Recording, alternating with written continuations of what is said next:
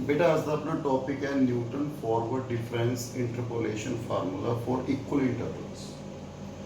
बेटा आप दो होंगे कि इक्वल एक अनइक्वल इंटरवल वास्ते पहला आप डिस्कस करांगे for equal interval.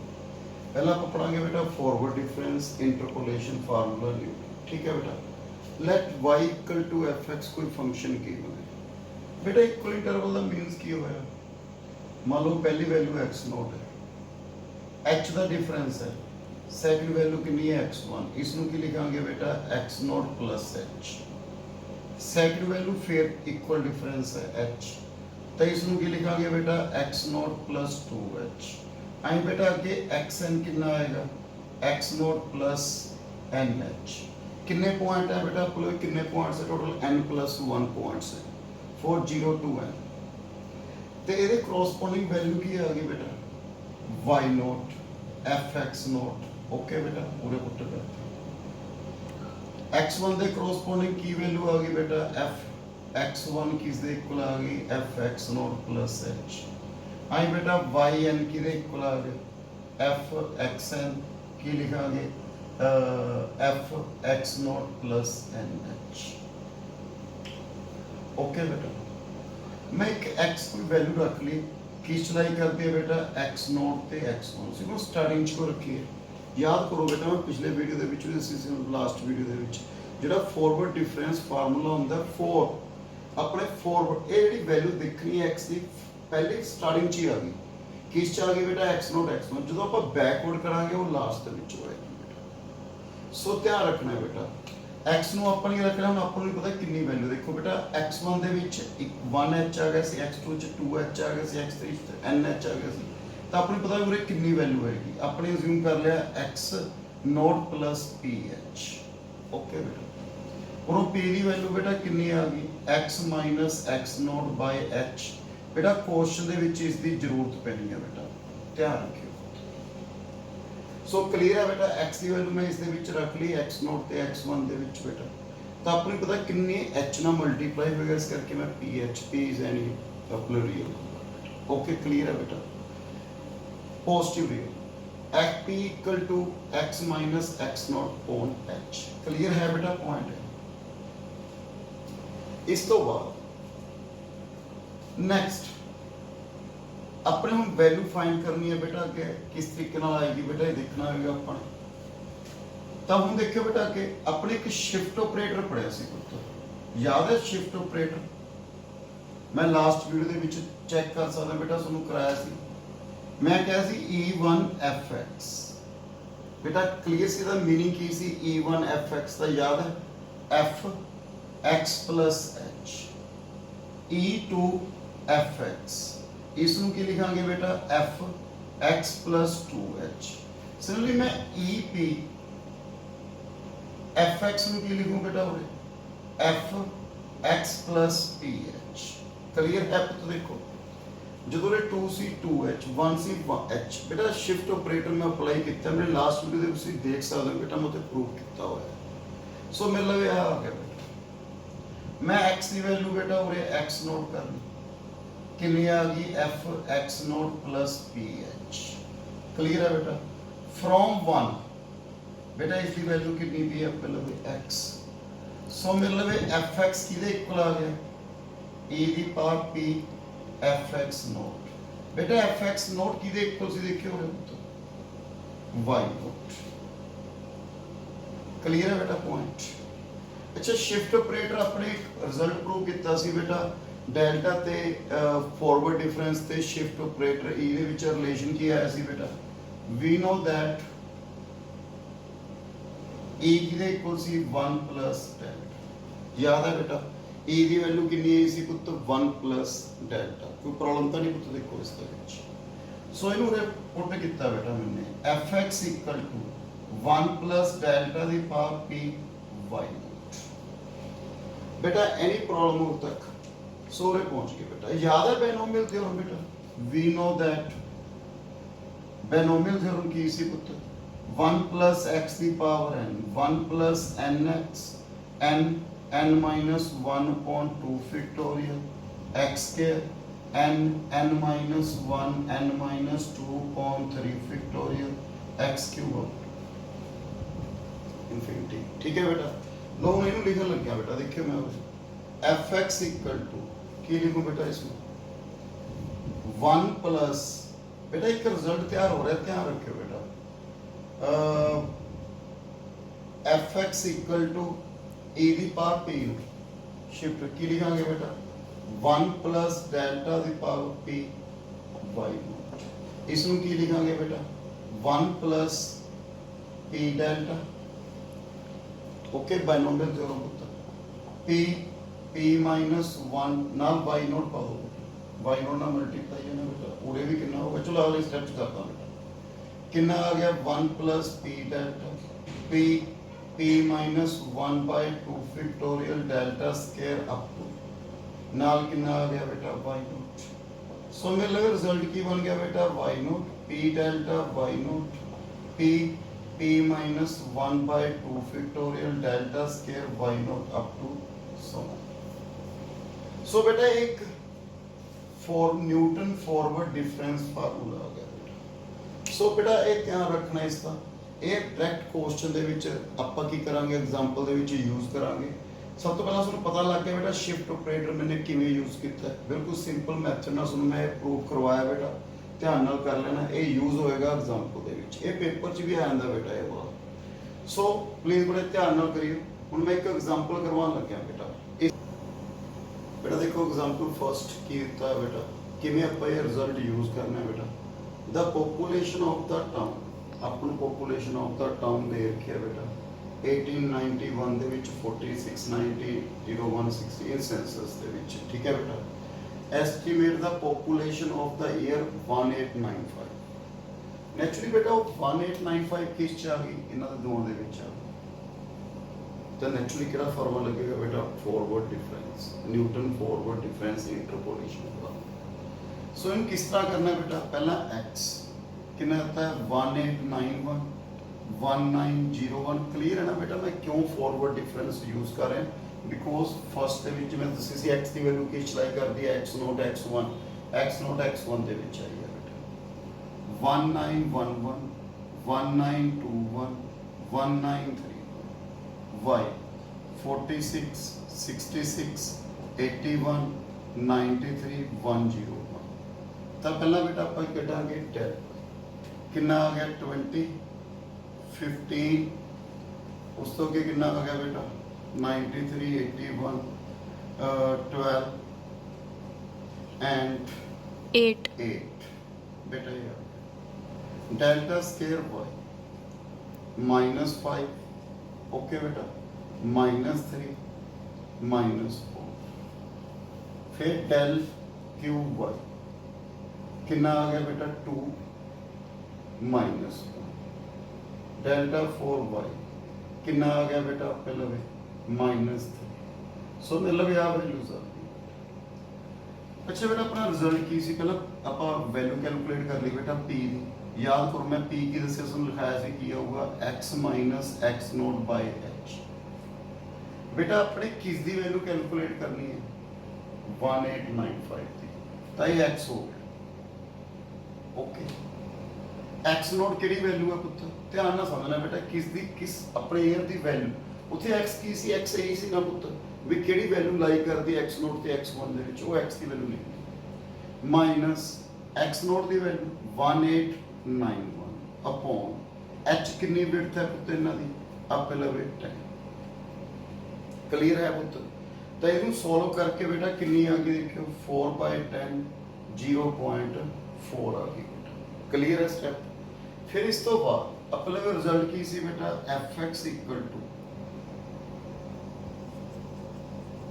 y nought plus p delta y nought plus p minus 1/2 factorial delta square y nought p minus 1 p minus 2 upon 3 factorial delta cube y nought plus p minus 1 p minus 2 p minus 3।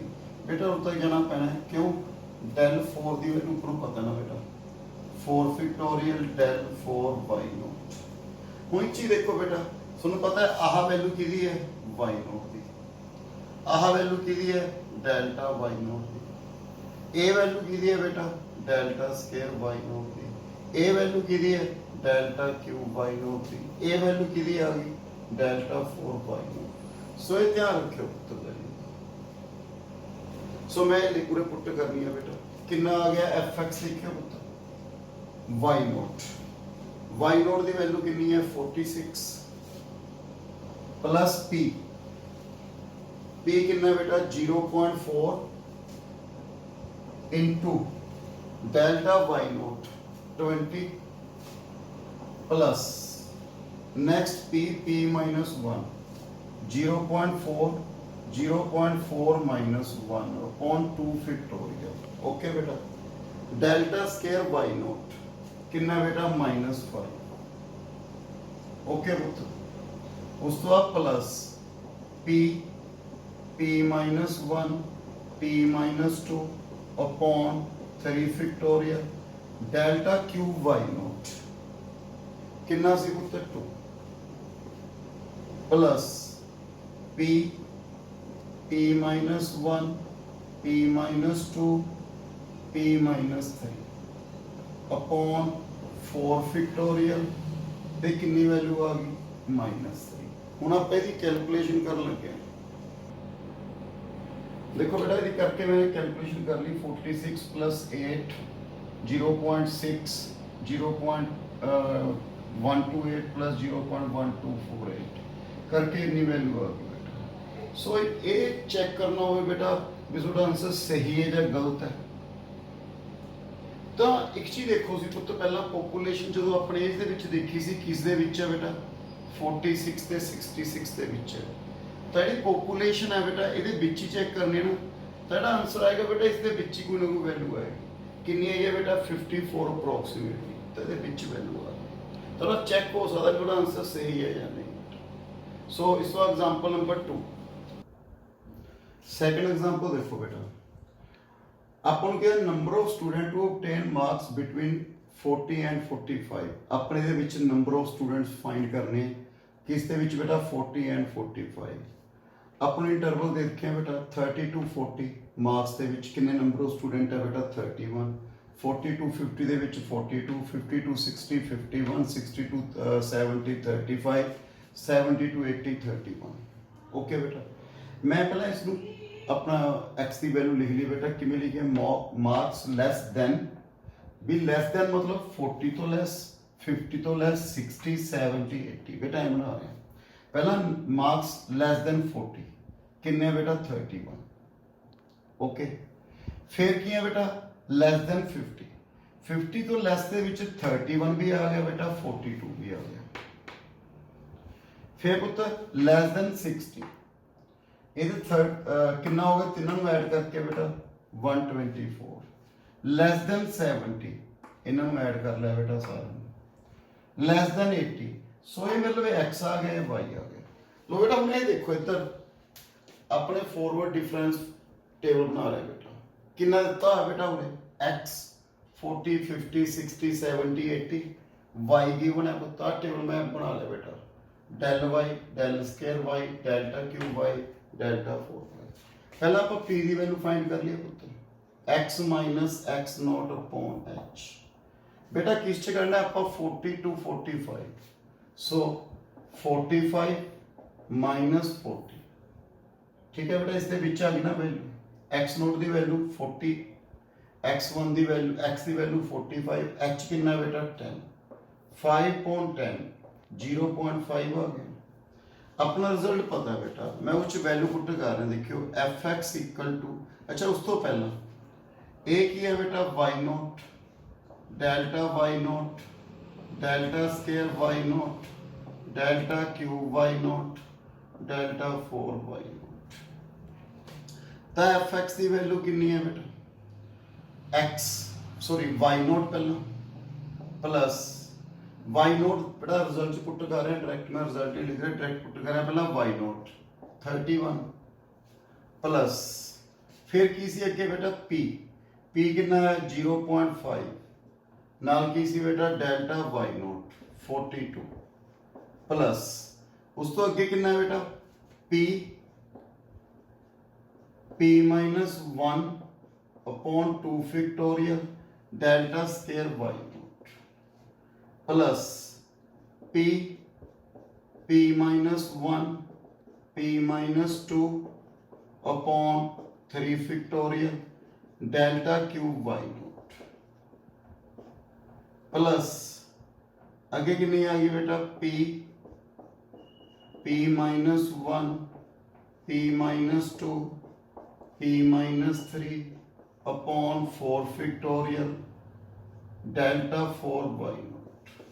ठीक है बेटा, हम इन्हें solve कर रहे हैं बेटा। कितनी वैल्यू आ गई 31 प्लस 21 इसमें करके बेटा माइनस 1.125 माइनस 1.5625 माइनस 1.4453 इन्हों करके बेटा सोल्व करके 31 25 फिर बेटा 1.5625 ते आ गई। ਇਹਦੀ ਵੈਲਿਊ ਅਪਰੋਕਸੀਮੇਟ ਕਿੰਨੀ ਆ ਜਾਏਗੀ ਬੇਟਾ 48 ਆ ਜਾਏਗੀ ਅਪਰੋਕਸੀਮੇਟ ਵੈਲਿਊ। ਤਾਂ ਨੰਬਰ ਆਫ ਸਟੂਡੈਂਟਸ ਕਿਸ ਦੇ ਵਿੱਚ ਕਰਨਾ ਸੀ ਬੇਟਾ ਆਪਣੀ ਬਿਟਵੀਨ 40 ਐਂਡ 45 बेटा कितने आए हैं 48 आए हैं। ठीक है, लेस देन बेटा 45 आए हैं। ये किहड़े आए हैं x लेस देन 45 अपने 40 तो 45 ਦੇ ਵਿੱਚ ਕਰਨਾ ਹੈ ਤਾਂ ਆਪਾਂ 40 ਵਾਲੇ ਕੀ ਕਰ ਦਾਂਗੇ ਬੇਟਾ ਮਾਈਨਸ 40 ਵਾਲੇ ਕਿੰਨੇ ਸੀ ਬੇਟਾ 31 ਤਾਂ ਕਿੰਨਾ ਆ ਗਿਆ ਬੇਟਾ 17 ਤਾਂ 40 ਤੇ 45 ਦੇ ਵਿੱਚ ਕਿੰਨੇ ਸਟੂਡੈਂਟ ਹੋਣਗੇ ਬੇਟਾ 17। नेक्स्ट एग्जांपल बेटा देखो बेटा एग्जांपल थर्ड पहला देखो सिंपल एग्जांपल मैं कराई थी फिर इंटरवल वाली बेटा हम समेशन देखो अपन गिवन है समेशन 11 to 20 fx अपन आ वैल्यू गिवन है summation over 40 to 20 fx summation 7 to 20 fx ते f20 की वैल्यू गिवन है। अपने find the value of f11 करनी है बेटा। एक दोस्तों f11 की वैल्यू पहला तुहानू पता होना चाहिए बेटा अपने करना की है।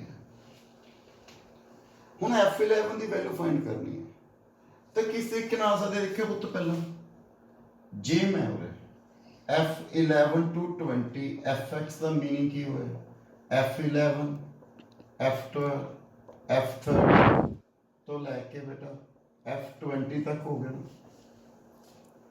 जे मैं उरे 12 to 20 कैलकुलेट कर लो तो मेरे लो कितनी वैल्यू आ जाएगी बेटा f12 f13 f20